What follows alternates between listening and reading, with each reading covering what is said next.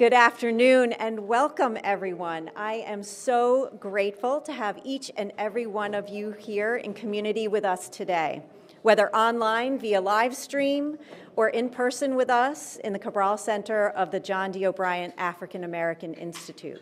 Let me take a moment to thank Richard O'Brien for hosting us today in this very cherished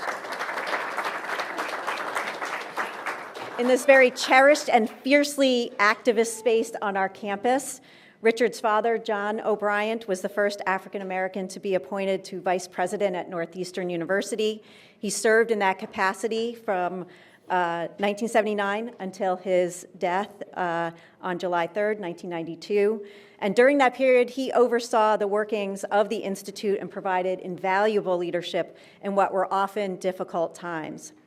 After his passing, a longtime staff member described him as a compassionate man who loved people, unpretentious, never flaunting his status or influence, always optimistic, and reminding others to keep things in perspective. A spiritual man who practices Christian beliefs. And at its 25th anniversary in 1993, the Institute was renamed the John D. O'Brien African American Institute. And by naming the building in John's honor, we remember the legacy of a man whose love and guidance profoundly influenced countless lives. I can think of no better place on campus to host today's event. Thank you, Richard and Gregory, and all of the JDO staff for helping us make today a success.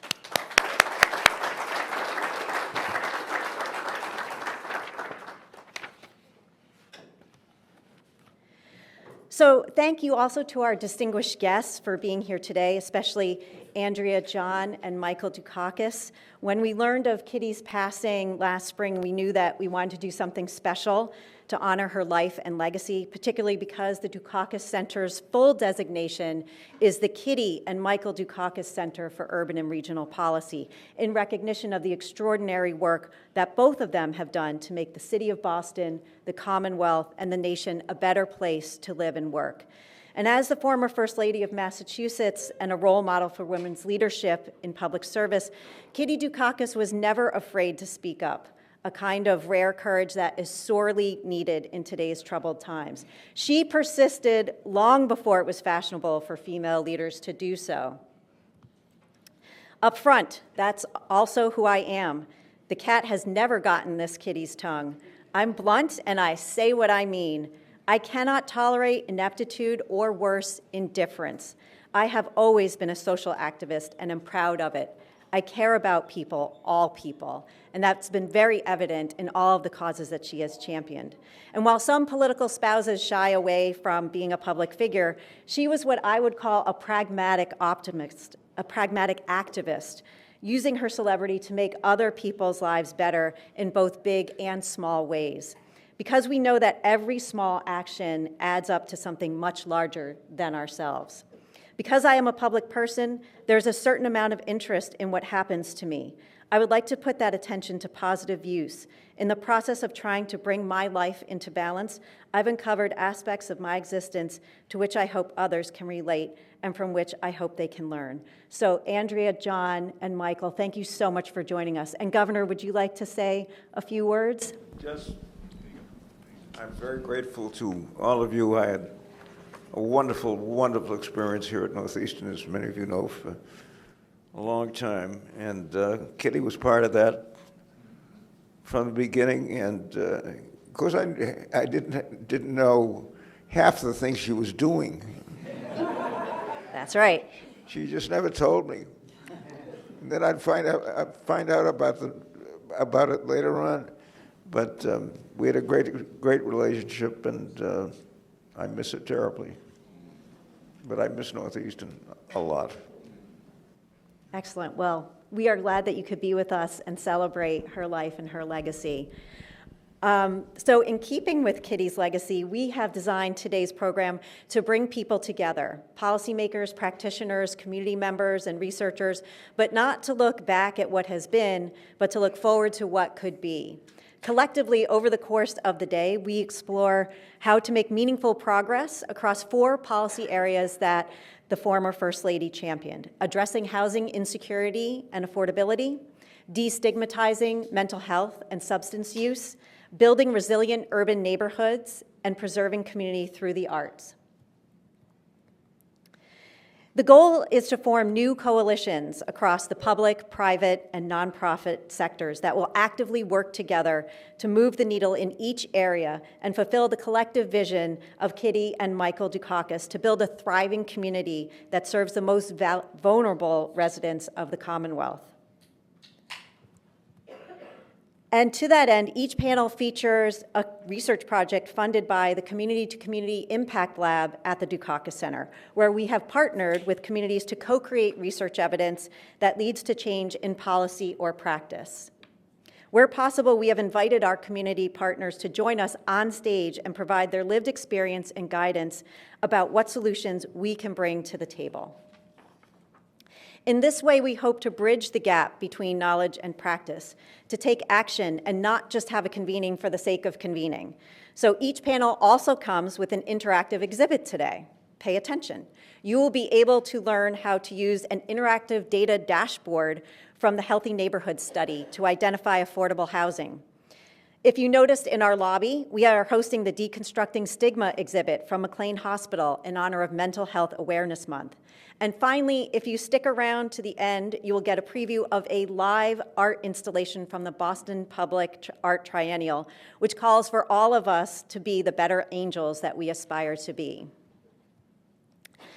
One last thing I want to highlight as the Dukakis Center moves into its next 25 years is the $4.5 million investment that Northeastern University's Provost Office, thank you, Provost, has brought to the Dukakis Center to expand our capacity for community-engaged research.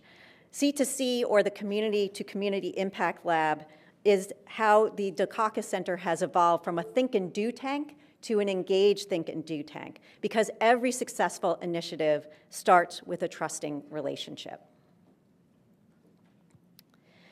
And finally, I'm so delighted to be honored to be able to honor my longtime policy partner and friend, Trinh Nguyen, who has worked tirelessly over the past decade to make Boston the first city in the nation to implement a Mayor's Youth Jobs Guarantee, where every Boston Public School student who wants a summer job now gets one.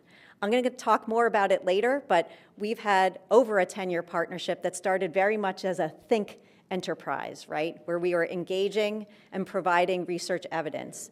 Over time, during the pandemic, we worked together to build 4 new tracks of programming, including a virtual internship program and a Learn and Earn program that is now also hosted here at Northeastern University for Boston Public School students. Mayor Walsh took all of those tracks of programming, invested an extra $4 million of CARES Act programming to provide summer jobs for the same number of youth at the same number of hours at the same rate of pay, because our research had shown that over half of our students were using their summer earnings to help pay a household bill, whether it be rent, utilities, food, etc. We didn't stop there, though. We kept spreading the learning, and then Mayor Walsh became Secretary of Labor Walsh and started hanging out with that guy, and that's where you get President Biden citing Boston and the work it has done as a model for other cities in how to combat youth violence and provide meaningful opportunities for our young people. But, you know, not satisfied to stop there either. We worked hard to build the program back from what had happened during COVID to recruit new employer partners to make sure every job could be filled equitably with the young people who need these opportunities. And that's when Mayor Wu issued the Mayor's Youth Jobs Guarantee in 2024. So we'll talk more about that during the fireside chat, but I just wanted to give you all a little preview there. Okay, and now I have this distinct pleasure to hand things over to Ted Landsmark, who is not only a distinguished professor of public policy and urban affairs, but also the former director of the Dukakis Center and a dear friend and colleague. I have some very big shoes to fill, not only from Ted, but also our other former director who is in the audience, Barry Bluestone.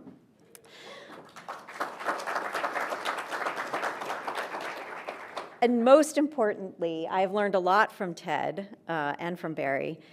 From Ted, I hope to carry on his legacy of being a pragmatic activist, much like Kitty Dukakis. I've learned from Ted to choose your battles wisely, but if it's really important, to go down fighting like hell. So, which is why if you stick around until the end of the program, You will get to see him award the Good Trouble Award, named after him, because Ted's known for getting into good trouble, and enjoy a reception in his honor for his years of distinguished service to the university and beyond. Ted Landsmark.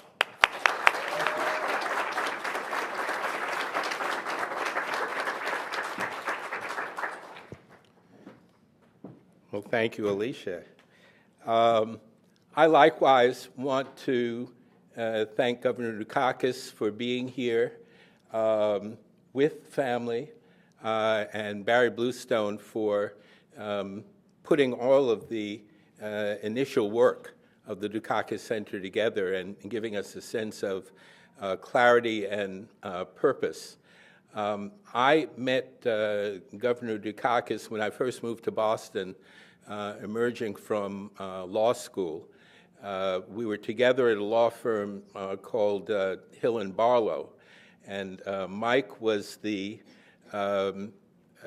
lawyer who was in charge of educating us on professional standards and on how to be a lawyer. And the firm at that time had among its young associates a person named Bill Weld and another person named Deval Patrick. And it was, I think, more than any other law firm almost in the country, a place that educated young, aspiring litigators on how to practice in professional and ethical ways. And I think the things that Mike gave us most were a sense of purpose, a sense of ethics, and a sense of balance. When he was a legislator running for governor for the first time, he made a point of doing his billable hours until 5 o'clock, and then he'd go home and have supper with Kitty. And then he'd come back to the office to continue to do his work after that. And I think we all learned in observing him that as much as we are committed to our sense of mission and our sense of professional practice, he also gave us a sense that we needed to maintain a sense of balance in our lives, a sense that reflected our commitments to our families and to our communities, and a sense that as driven as we might be and as ambitious as we might be in terms of serving our clients and our communities, that we could only do that if we also maintained a sense of balance in our lives and a sense of perspective. And Kitty was integral to that. I learned over time about her commitment to the arts. She and I received doctorates of fine arts from a local university at one point, and I was able to see the way she saw art and culture as integral to the ways in which we establish our personal and community identities. And I, for one personally, learned a tremendous amount from her as a person who was ethical and principled and also effective in her commitment to social justice and to moving us forward. I'll say that this is obviously a very trying time for many of us who hold progressive values, and this is a moment when many people feel a sense of frustration, bordering on depression about what's going on. And when one looks at the life of Kitty, a person who had her own challenges over the course of her life, and look at the way she maintained both a sense of commitment and a sense of optimism about what the future could bring for us, I, for one, am reminded that as hard as things may seem to be at this moment, if we work hard and maintain our commitments, and if we maintain our sense of ethics and principles, we will prevail. And having Mike here and having this moment when we can thank Mike and Kitty for the work that they have done over the decades, I, for one, am reminded of how important it is to maintain a sense of principles and a sense of ethics. So I thank you all for coming, community folk and policymakers and academics and students who are able to be here.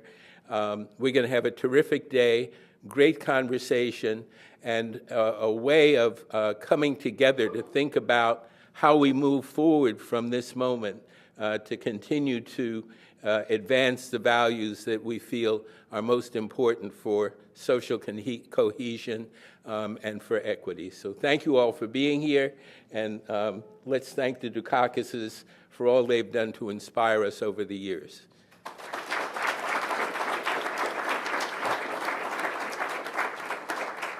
And we should hear from one of the family members. So Andrea, I'm happy to turn the microphone over to you.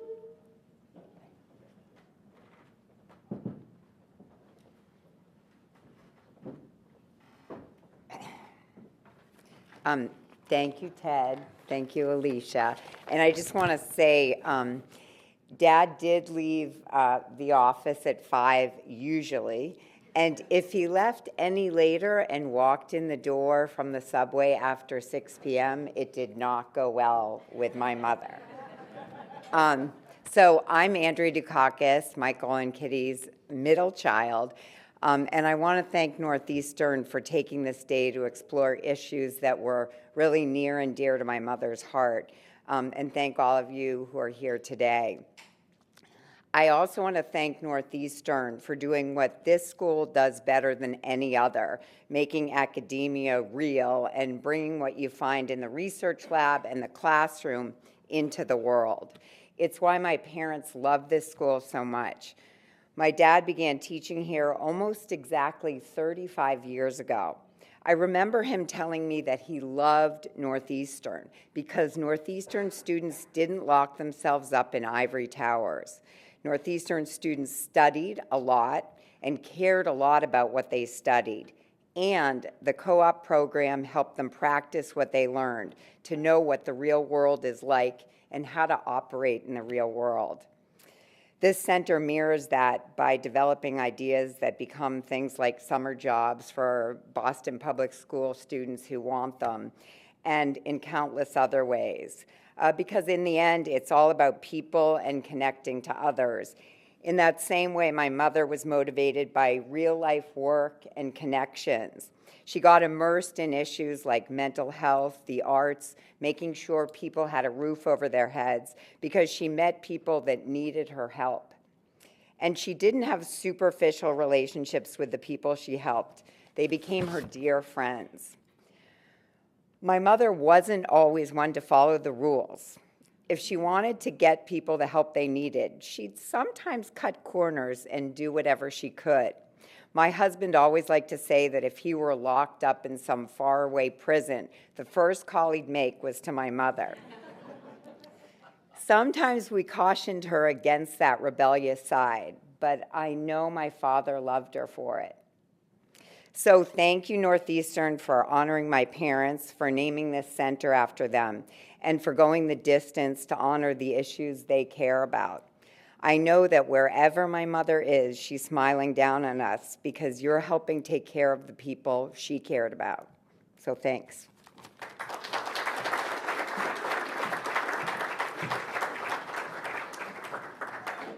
Thank you so much. We're so grateful that you could be here and join us. And John, you'll be joining us on the fireside chat soon. But before that, I'm going to turn it over to my direct boss, Maria Ivanova, Director of the Policy School.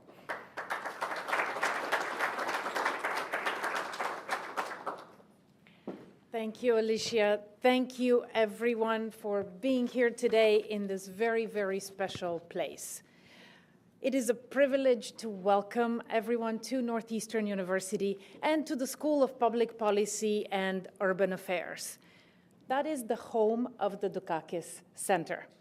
And thank you, Barry Bluestone, for being the creator of the school that then hosted the Dukakis Center. So today we're seeing intergenerational continuity, and we pay tribute to everyone who has come before us, and we're here because of everyone who will come after us. This is what we do in academia. We build on our ancestors, and we create the future. So today, we are here to honor the life and legacy of one of our ancestors, of Kitty Dukakis. Governor, professor, welcome home. This is a university where you built a career and where you educated and inspired countless generations of students and public policy servants. We're trying to do that today. It's difficult. It's harder. But we have inspirational role models. And Kitty Dukakis was not one of those. She was a central figure in that space. So today, we gather to reflect, yes, on what was accomplished, but also to imagine a future. Imagine a different future of leadership. And this is why we're here. Because if you turn around, look what's on that wall. Dream. Design a different future. Dream up a different future and stand for it. That's what the Policy School at Northeastern does.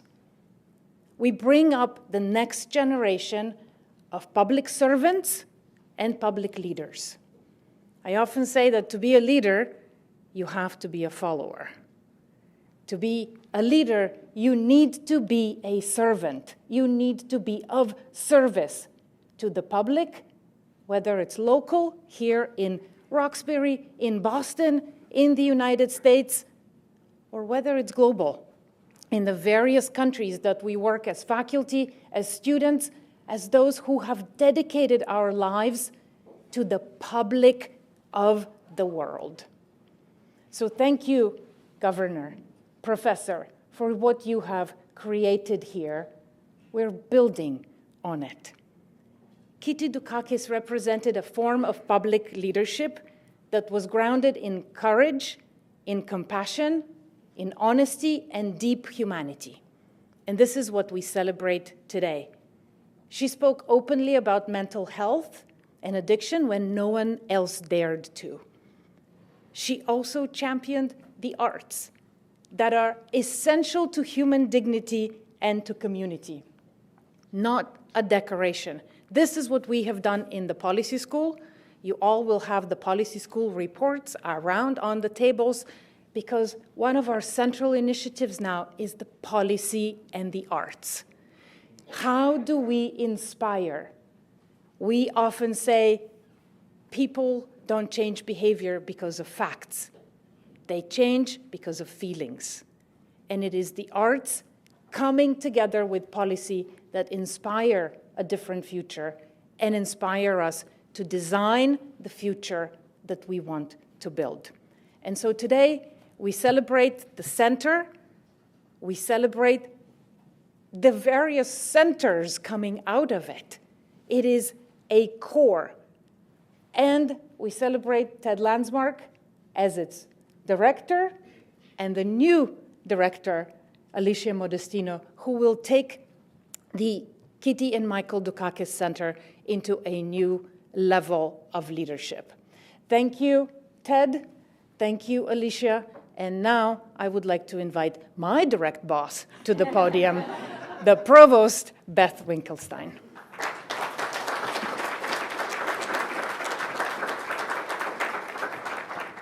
Okay, so I'm going to make everybody nervous here. I was rewriting my remarks as everybody was speaking, which should make some folks nervous. I'm not going to do that because I know better than to do that, and I really know better than to do that when we have distinguished guests among us.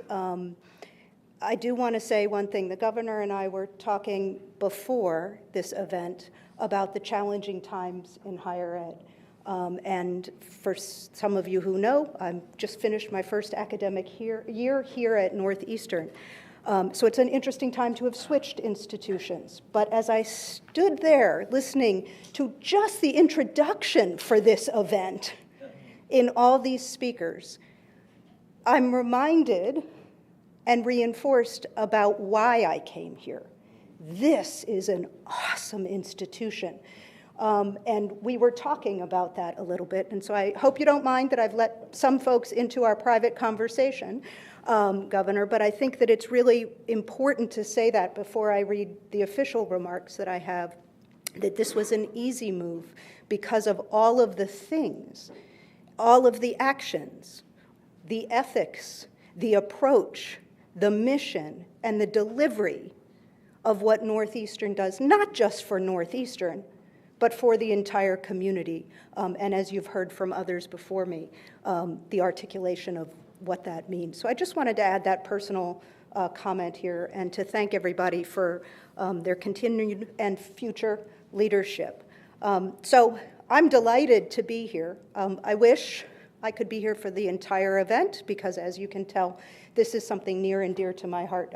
I don't get typically emotional often in my job, but doing good work like the Dukakis Center is really one of the reasons that I'm drawn to academia.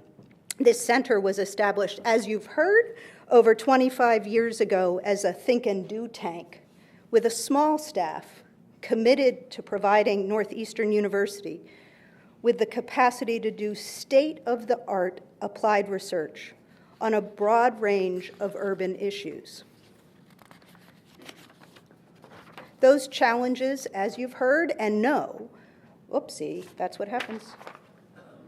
It's all right. I'm used to PowerPoint. Those challenges range from affordable housing and local economic development to workforce training and transportation planning. I'm going to just give you a trigger warning. I'm going to repeat a lot of what you've already heard. The teacher and educator in me does believe in the rule of three, so there's nothing wrong with hearing it again and again. It's one of the few institutions to bear the name of not only our former governor, but also the First Lady, who had, as we know, and as you've heard, and as bears repeating, tremendous impact on the civic life here in the Commonwealth, and whose memory we're delighted to honor today.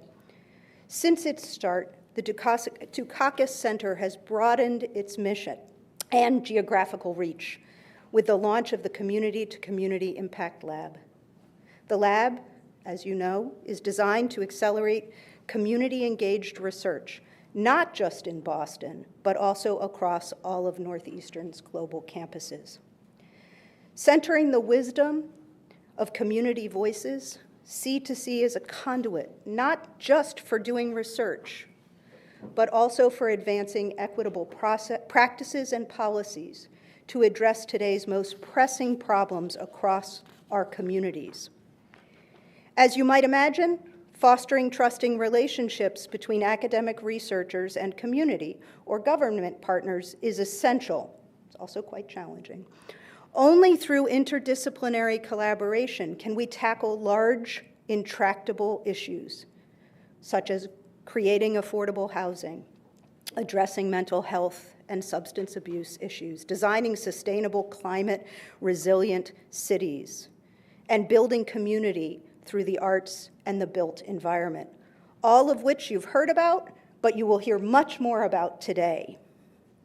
These are the issues that Kitty Dukakis cared deeply about, and they are exactly the kinds of problems that we are uniquely positioned to work on in partnership with communities.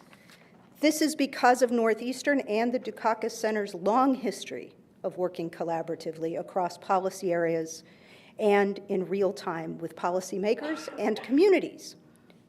These social challenges often do not fit neatly into our academic disciplines or semesters or any of the other academic constructs. And they require incorporating the lived experience of those affected to find truly equitable and effective solutions.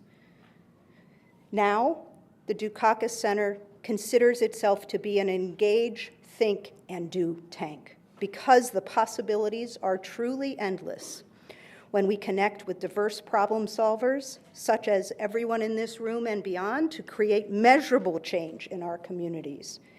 I want to just close by thanking you all for your incredible and very important work, and congratulations to the Center on the 25th anniversary. And now I will turn it back to Alicia to get things underway. Thank you all for being here.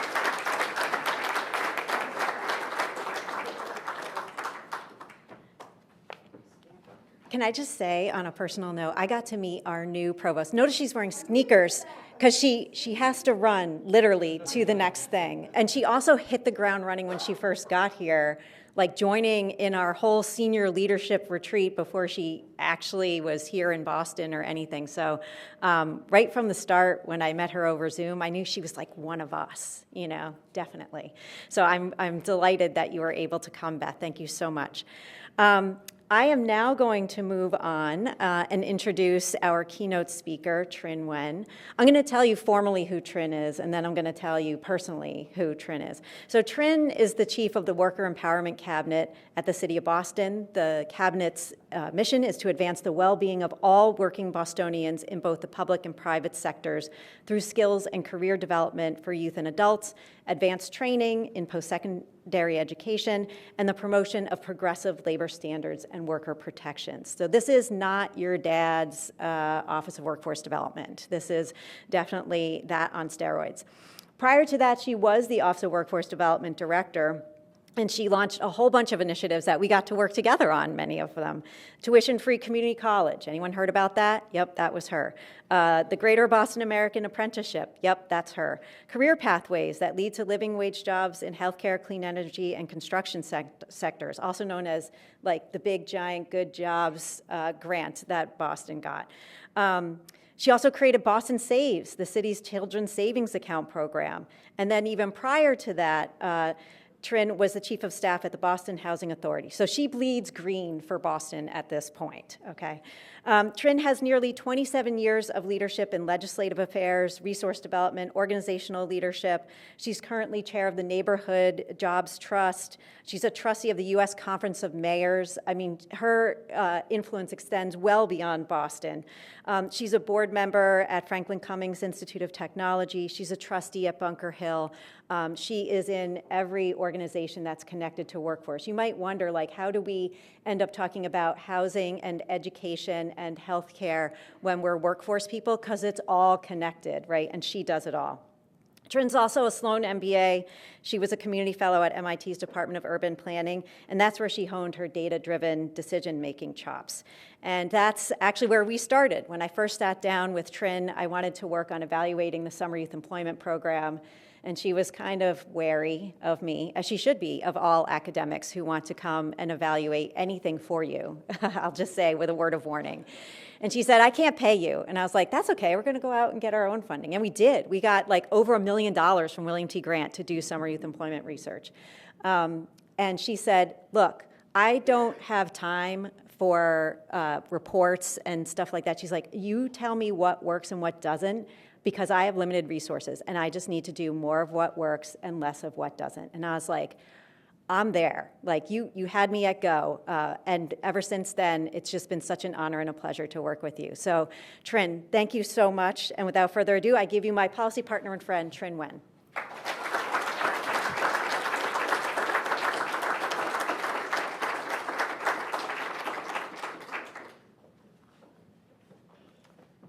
Thank you so much. Actually, when Alicia had, just a quick clarification, one is that when Alicia had named all those projects, I couldn't have done it with our staff team day in and day out. And the second piece on, I don't have time and give me this and that. Yes, that is true. But what we wanted to do for the city of Boston and for government is, find out what works in academia. What are the proven evidence-based social intervention methods that work, and operationalize some of those great policies that we spend so much time in researching, passing on a legislative level from the feds, from the state. And then once it trickles down at the end of the day, what works for our neighborhoods and for our people really, really matters.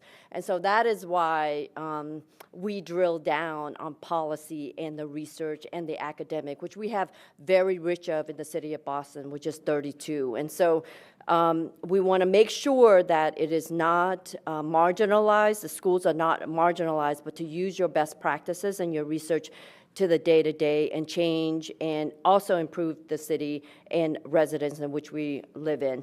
I want to thank the Dukakis Center for the great work, the resources, the think tank, the thought partnership. I want to also thank the Dukakis family for your energy, your commitment, and love for this work. I'd be remiss to say that my mother-in-law, Dr. Constance Williams, was Governor Dukakis' chief of policy from 1983 to 1987. She remembers you like there's no tomorrow. She wanted me to just say that you are or were her best boss. And so I wanted to make sure I relayed that to you. She worked as a chief of policy for human services and the public welfare and public health and the Department of Public Services. Some things don't change in government when you have long titles. I also want to thank, we're here today to really think about and thank Mrs. Kitty Dukakis. And we want to make sure that it's not just a recognition and acknowledgement moment. We want to make sure that we absorb those values and learn from that history and be so compelled and inspired to make that change. And so I want to thank the legacy, the love for this work from the Dukakis family. I also wanted to thank Dr. Ted Landsmark for his leadership and dedication as the center's director, his long-time commitment and love to the city of Boston, and still with various mayors. And I worked for the city and in my role in different capacity for 17 years, 4 mayors, 4 different administrations. I actually know where the bodies are buried, and I'm not Italian and I'm not Irish. So I feel for you, Dr. Ted Landsmark. And just a fun fact that Ted Landsmark used to have my job, and I hope that I've been in this job for about 13 or 14 years, so I hope I can feel like maybe a fraction of that. I also want to thank and acknowledge Dr. O'Brien for the space, but then also for his leadership for the city of Boston. So deep appreciation for Northeastern, the center. And thank you, Provost Beth Winkelston and Policy School Director Maria Ivonica for her support to the mission and for the Dukakis Center. And I would not be, my direct boss is not here, Mayor Michelle Wu.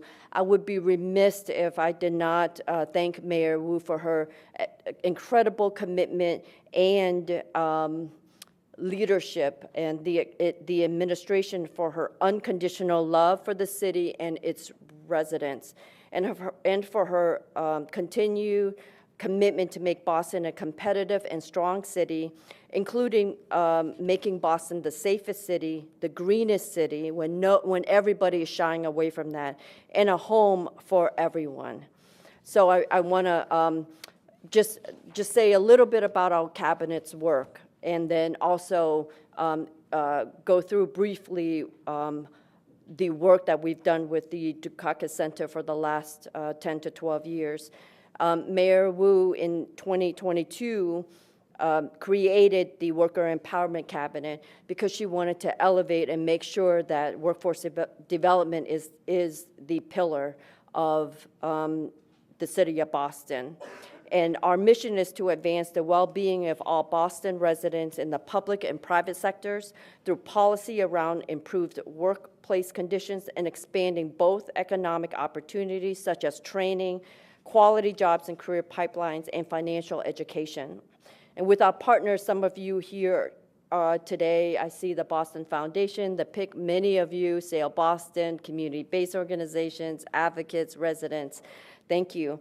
And under Mayor Wu's leadership in the last 4 years, we've raised over $100 million to support career training, registered apprenticeship programs, learn and earn models, industry credentials, and pathways into good-paying jobs to meet employer demands.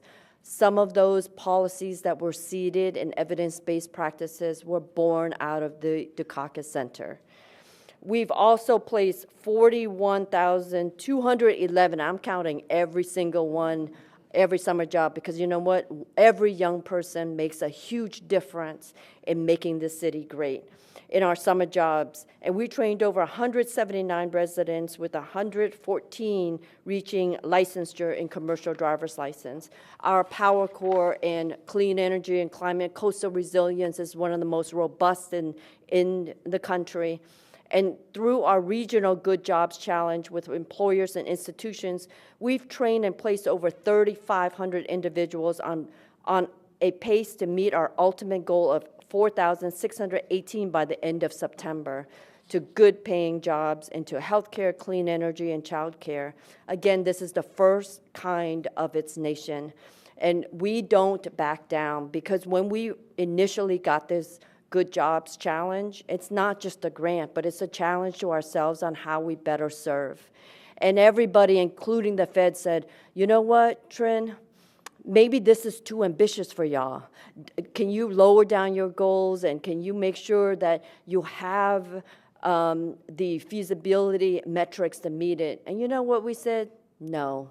We want the gold standards for our residents, and we're going to make it happen. And we don't need just grants or federal standards and regulations to show us how much we love serving our communities and our residents and making this city great, which is why I think it really resembles and reflects Mayor Wu's love and commitment to grow this city in the right way. And I have to say, at the end of September, we will not only meet but exceed by training and placing over 4,600 residents into good-paying jobs within the 3 growth industries. We've done one-on-one coaching with over 4,000 clients, averaging a decrease in debt of $6,000. Imagine replicating that, and that is just so key outcomes for the people who we want to serve. Our Office of Labor Protection has passed 2 new laws to protect workers in construction safety and heat-related illnesses. And Boston is among the first in the nation to implement worker protections from excessive heat. We've also worked with 4 Worker Center to provide multilingual training, support for workers' rights, and referred hundreds of cases to ensure that wage theft and other violations don't happen in this great city. And an exemplary model of partnerships and city. I know many of you know me, and I have to say that I'm probably not fake. We're really data-driven, and we want to know policy and data, but we also want to make sure we operationalize that and make sure that we're meeting and delivering for the city of Boston. And nowhere is there such a great partnership than the Dukakis Center and the work that we've done with Northeastern. So thank you so much. I just want to really talk about the partnership of Northeastern and Boston. I mean, when it first started, Boston YMCA is one of the top research institutions and key partners for the city. And when it came to addressing critical urban needs through collaborative research and data analysis, Northeastern, and then now the Dukakis Center has been there in the past 125 years. And that was way back then for Boston's YMCA. And some of the key initiatives that we've done in the last decade was, for example, we've teamed up with the Dukakis Center and co-created research evidence and put it into practice. Our training for workers without a bachelor's degree was a key priority to our cabinet. In 2019, a foundational report on workers around bachelor's degree led to a greater collaboration with employers to determine what skills are in high demand and help these untapped workers acquire right credentials through City Academy and registered apprenticeship programs. That was done right here from Northeastern and the Dukakis Center. We developed tuition-free community college. We did data tracking early in 2016 with Dr. Landsmark and Dr. Modestino and the Dukakis Center. We helped improve program implementation, evaluation of outcomes in 2020.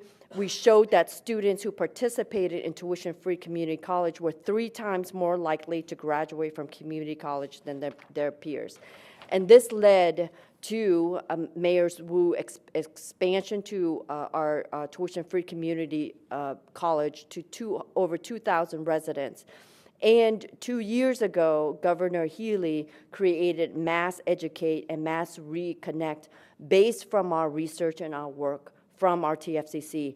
Today, the state has tuition-free community colleges for eligible residents across Massachusetts with over $100 million annual commitments, serving 24,000 new enrollees around the state, which is a 45% increase for students. We've also done youth credit building initiatives, which was used by the Department of Labor to show that there's a causal evidence from the study that Alicia Modestino had led to credit building for young people. We've also done the Climate Ready Workforce Action Plan, which already leads to funding for the city of Boston and climate and coastal resilience. And last but not least, we've really ramped up our summer jobs program, as Alicia had outlined for you. And this research over the course of 10 years produced clear research evidence showing that program improves social and emotional skills, increases academic aspirations.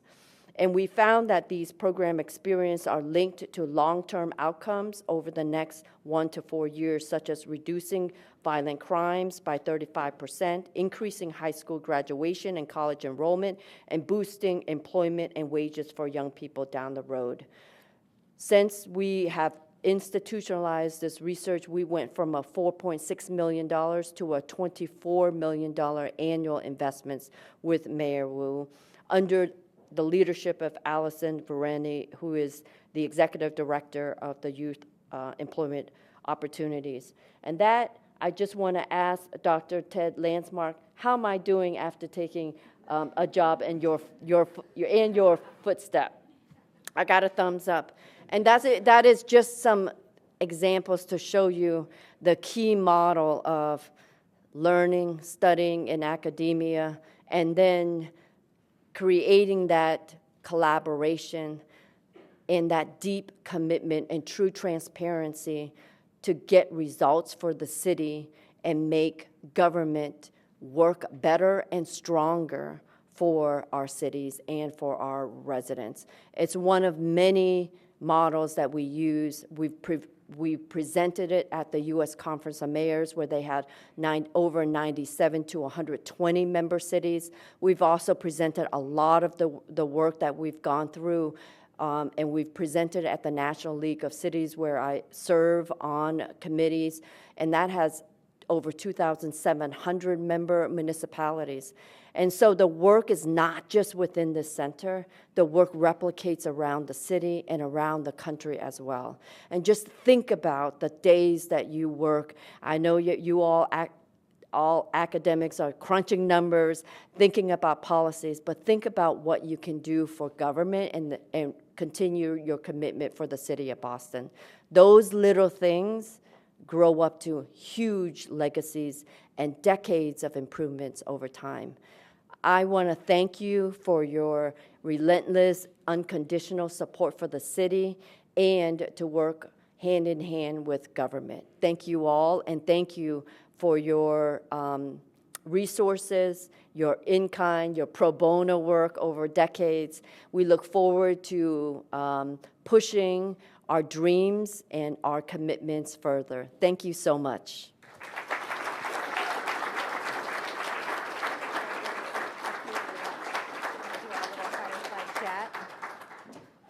So I told you she's the real deal, right?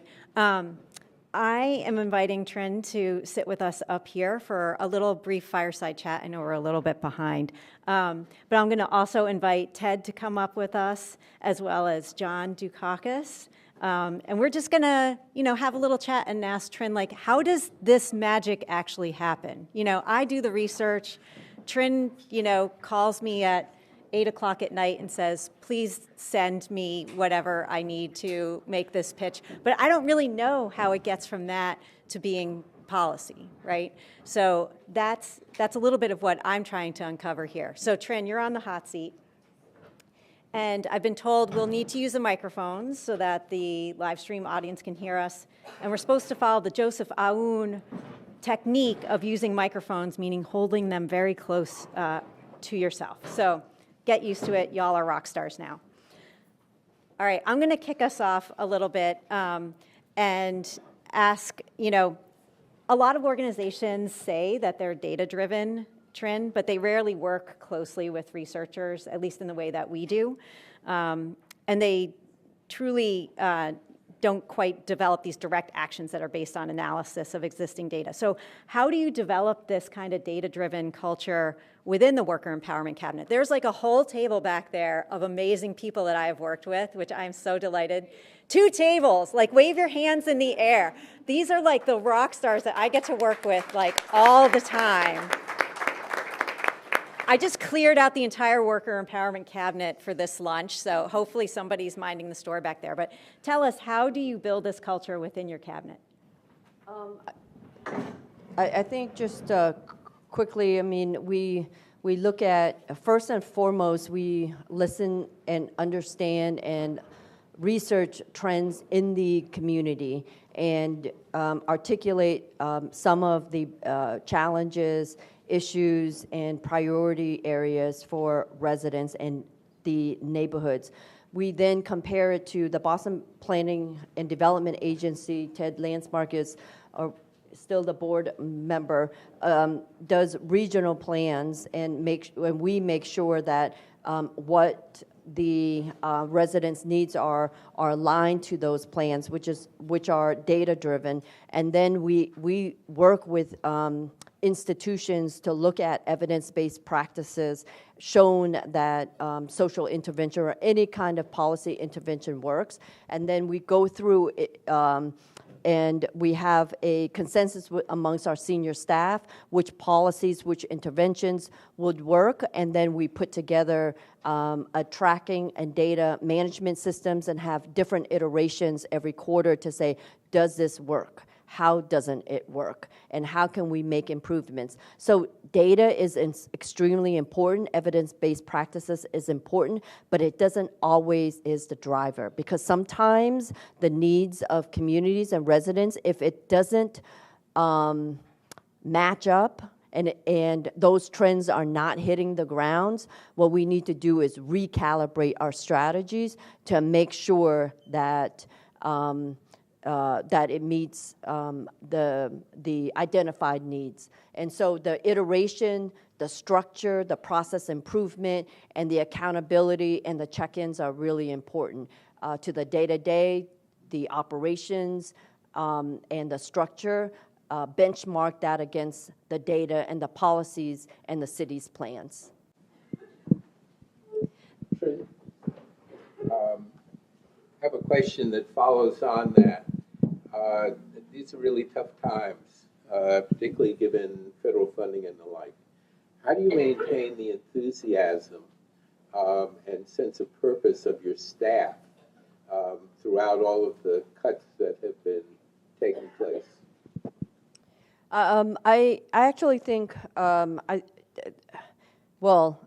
could. You can ask our staff. I mean, we have a lot of benchmarks that we really set forth. But I think that we have to figure out a very entrepreneurial way to leverage resources. So, for example, Boston is very rich in our educational institutions. We have 34 actually within the boundaries of the city limits. We also have over 500 different nonprofits. We have hospitals. We still have really strong competitive jobs and openings for our talent pool. And so we have to look at ways in which we can leverage employer relationships, corporations, new ones that are coming in, the innovation economy. Last night I was at an event that was hosted by Flagship, which is venture capitalists, with the mayor and 50 other tech companies to talk about innovation. And a lot of that conversation came out from deep collaboration and commitment, and not necessarily federal funding, even though federal funding is a major priority. But we are looking at that. We are managing the risks around federal funding being paused, being sued, getting it back on track, and then thinking about the future. But we really have to think about creative human capital, which we are number one at. And so it really forces us to look at entrepreneurship amongst ourselves, the talent, the thinking, and then thinking things that are differently, and how do we work with what we have and the current resources that we have. Boston maintains its AAA bond rating for the last 13 years, and we've also have a strong budget of approximately $4.3 billion.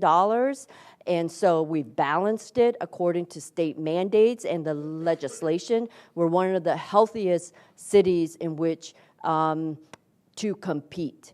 However, what we need to do, which the mayor is doing, is prioritizing human capital. And we really have to look and leverage that.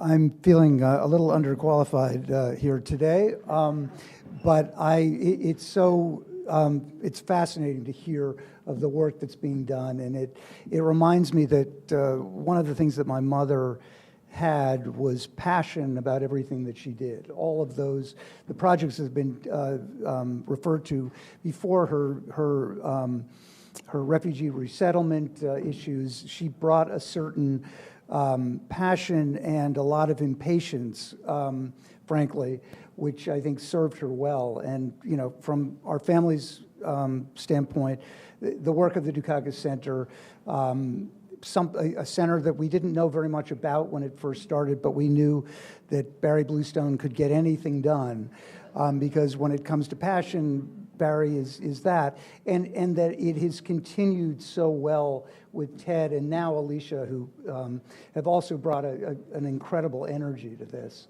and so happy that this intersection between government and academia, which was not always the case, has taken place, and that Northeastern has really had such a vital role to play.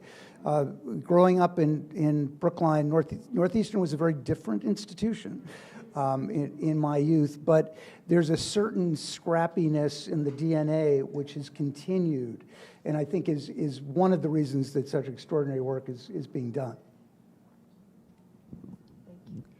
Yeah, I think that it's just been a great opportunity. And you mentioned, what was the word that you used? Impatient with progress. I'll just say, like, academics aren't known for being quick on the draw with results, responding to emails even, right? But there's something about Trin and her team that really engenders the importance of the work that we're doing that makes that necessary, right? So that impatience is there, and they're not going to wait for some, publication to come out 3 years from now to tell us what to do, because we need to do something right now, and that's what I find really exciting. So, we usually, it is think and do, but it's think, do, like publish later, because there's stuff to be done right now. So I want to catch us up a little bit, and I wanted to just take this opportunity to talk with Trin to hear a little bit more about her story, but also to thank her and her entire team. And so today, we are going to present Trin and her worker empowerment team with the first ever Engage, Think, and Do award from the Dukakis Center. So I want if all of the summer jobs folks could come up and be part of this as well. So Rashad, I see you back there, Allison, Trin, or Lynn, folks, Sarah, Sarui. I mean, it's not a one-person effort, right? Yeah, who am I missing back there? Katie Gall, get up here. Nora, Joe, the whole team, come up here. Because as much as, Trin has been leading the way here, and, we have lots of conversations about how do we make things happen, it's meeting, come on up on stage back here. It's meeting every 2 weeks to talk about what's going on in the data. I mean, Trin mentioned, hey, when the data doesn't match up with the lived experiences on the ground, we have to go back and recalibrate. I can't tell you how many times I got on the Zoom with Rashad and said, hey, guess what? I found this in the data. And he'd be like, oh, yeah, that's because this employer partner dropped out. Or we released the application, 2 weeks later than we thought. So I don't know how people do this kind of research and this kind of work without being in partnership with all of these people, because it takes an entire village, right, to actually make policy. And that was kind of the point of really being able to honor you and all of the work that you do here, because it is all the little things that add up. The one thing I learned when I would sit next to Michael Dukakis in faculty meetings was it's all about the little things, because the little things add up to the big things. And so, it's been 12 years now, but who thought all these little steps of learn and earn programs and, developing, virtual internships and job matching albums, credit building workshops. I mean, it is all come full circle and together. And I'm looking at Nora, who's like my newest best friend here, of some of the work we're doing with, getting 1,000 kids $1,000 to start Roth IRAs this summer. How insane is that? But Boston's like, yeah, we'll do that. We're with you. So thank you so much. I'm very honored to give you all the very first ever Engage, Think, and Do Award. A big round of applause for this team.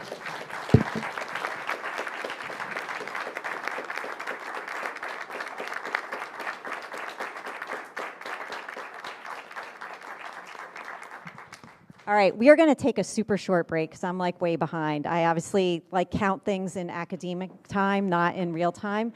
I do want to tell you a few things, though, as we are taking our first ever coffee break here. This is our schedule for the rest of the day. So we're going to have 4 panels. Please come and stay for whatever you can. And then at the end of the program, we have 2 student awards that we'll be giving out. The first is the Kitty Dukakis Against All Odds Award that will be given by the Massachusetts Historical Society, and then the Ted Lansmark Good Trouble Award. And then we'll have some closing remarks and reflections from Richard O'Brien before we have a little birthday party for Ted. During this coffee break, please do scan these QR codes. One gives you more information about the day. The other one lets you ask questions, whether you're online or in the room, through Slido. So this will be a very interactive session as opposed to what you just saw where we just lectured at you for an hour. Honestly, it will be way more interactive.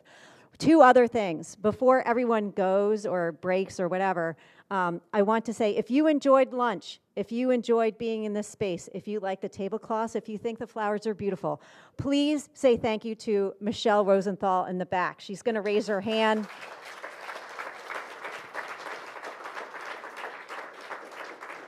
If you thought that, the signs out front were amazing, any of the marketing, the communications, the photography, whatever, was amazing, please thank Bev Bellaro in the back. She's going to raise her hand. Adam from PACnet is our master online. If anything goes wrong with the live stream, it's his fault. No, thank him profusely for his time and his services. And also where are my volunteers? There's Sakshi over there, who's been my webmaster.